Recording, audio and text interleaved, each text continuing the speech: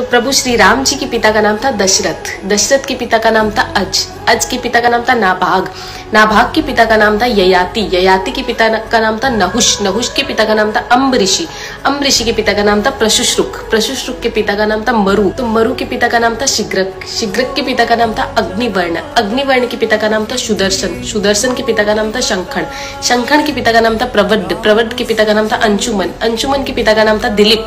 दिलीप के पिता का नाम था भागीरथ, ये वही भागीरथ है जो गंगा को पृथ्वी पर लेके आए थे, जिसको भागीरथी के नाम से भी जाना जाता है। राजा भागीरथ के पिता का नाम था कुकुस्थ, कुकुस्थ के पिता का नाम था रघु, ये रघु वही राजा है जिनके नाम पर ये रघुकुल पड़ा, क्योंकि ये बहुत ही पराक्रमी और तेजस्वी राजा थे। आज भी कहा जाता है कि रघुकुल रीत सदा चली आई, प्राण जाए पर वचन न जाए। तो राजा रघु के पिता का नाम था राजा असमंज, राजा असमंज के पिता का नाम था राजा सगर, राजा सगर के पिता का नाम था राजा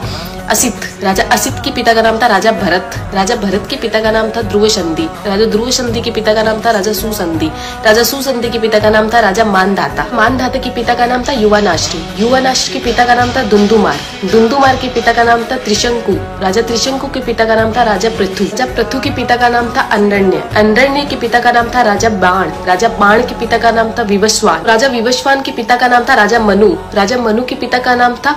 इक्ष्वाकु, इक्ष्वाकु के पिता का नाम था राजा कुक्षी, राजा कुक्षी के पिता का नाम था राजा विकुक्षी, राजा विकुक्षी के पिता का नाम था राजा कश्यप, राजा कश्यप के पिता का नाम था राजा मरीचि, राजा मरीचि के पिता का नाम था ब्रह्मा जी। तो इस हिसाब से हमारे प्रभु श्री राम जी ब्रह्मा जी की 39वीं पीढ़ी है, 39th। तो ज्यादा से ज्यादा ये वीडियो शेयर कीजिए, क्योंकि आने वाला इतिहास ये नहीं बोलना चाहिए कि सनातनियों को मुगलों का इतिहास तो पता था और खुद का इतिहास नहीं पता था। तो ज्यादा से ज्यादा इस वीडियो को शेयर कीजिए। जय श्री राम।